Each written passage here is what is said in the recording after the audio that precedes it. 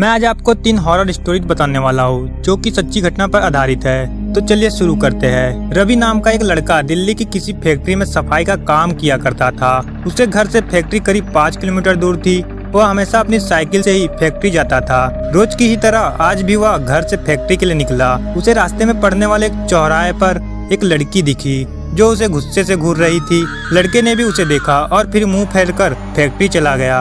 अगले दिन भी सुबह वह लड़की उसी जगह पर खड़ी थी और रवि को घूर रही थी। उसने पलटकर लड़की को नहीं देखा और सीधे अपने काम पर चला गया। रोजाना इसी तरह हफ्ते भर वह लड़की चौराहे पर खड़ी होकर रवि को घूरती थी और रवि उसे अनदेखा करके फैक्ट्री चला जाता था। करीब 7 दिन बाद जब रवि फैक्ट्री जा रहा था तो उसे वो लड़की उस जगह पर खड़ी नहीं दिखी। रवि को लगा कि आखिर क्या हुआ होगा कि लड़की वहाँ नहीं है। उस लड़की से कुछ पूछना या बात करने में भी डर लगता था क्योंकि वो बुरी तरह से घुटती थी। इन्हीं ख्यालों के साथ वह फैक्ट्री पहुंचा और साफ सफाई करके शाम को घर लौट गया। वो लड़की एक हफ्ते तक उस चौराहे पर नहीं दिखी।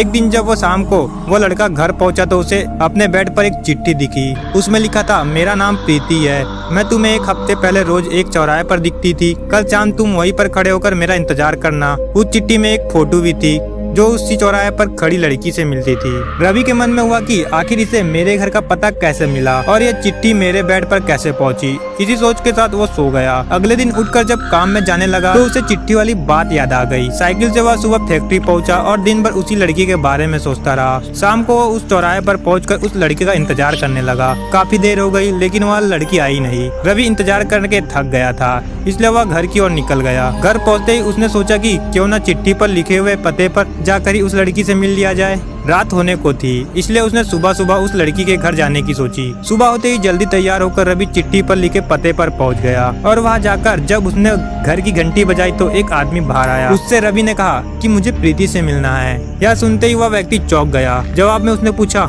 क्या प्रीति से मिलना है? उसे मरे हुए तो 2 महीने हो गए हैं। तुम्हें अब उससे क्या काम याद आ गया? यह सुनते ही रवि के होश उड़ गए। डर के मारे शरीर कांपने लगा।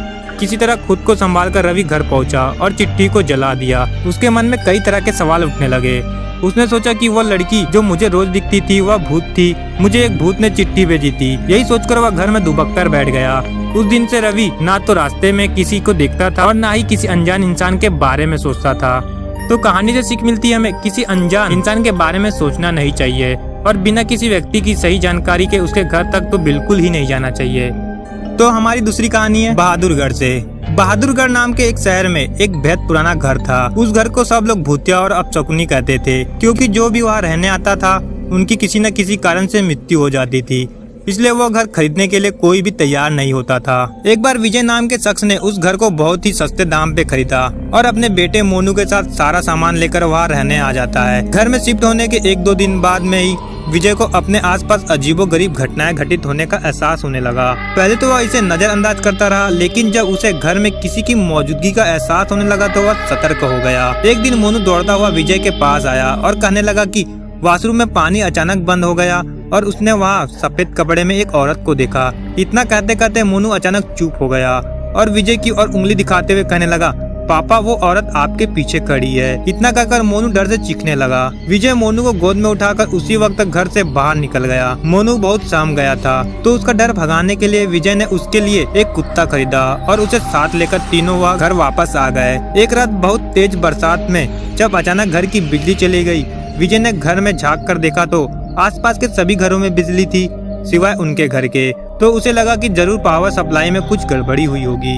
इतने में विजय को मोनू के जोर से चिल्लाने की आवाज आती है। विजय दौड़ता हुआ टार्च लेकर उसके पास जाता है। मोनू को दोबारा से घर में वह औरत दिखाई देती है। मोनू को सहमा देखकर विजय उसे अपने साथ बिजली ठीक करने के लिए पावर हाउस ले जाता है। उनका कुत्ता भी यहाँ वहाँ देखते हुए जोर जोर से भौंकने लगता है। विजय को आभास होता है कि कोई उनके पीछे आ रहा है। पावर हाउस का दरवाजा खोलते ही विजय को सामने एक लाश दिखाई देती है। लाश देखकर मोनू भी डर के मारे चिल्लाने लगता है।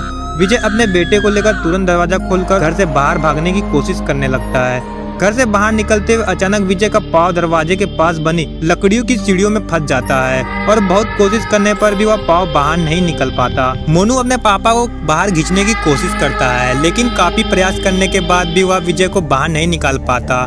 कोई उपाय ना सूझने पर मोनू अपने कुत्ते को लेकर वापस घर के अंदर चला जाता है और दरवाजा खुद ब खुद बंद हो जाता है। वह विजय भी करीब 15 मिनट तक मशक्कत करने के बाद अपना पाँव बाहर निकालने में सफल हो जाता है।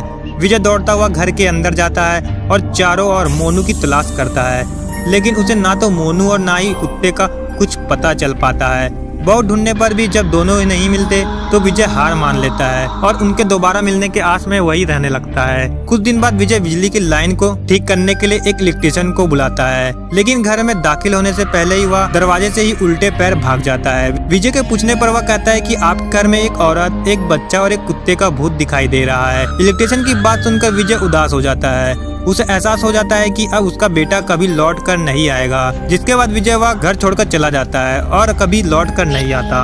हमें कहानी से सीख मिलती है कि किसी भी चीज पर अपना समय व धन निवेश करने से पहले जांच पड़ताल कर लेनी चाहिए। और हमारी तीसरे नंबर की कहानी अंधेरे का भूत। सोनपुर नाम का एक बड़ा सा गाँव हुआ करता था, जहाँ अधिकतर खेतीबाड़ी करने वाले किसान रहा करते थे।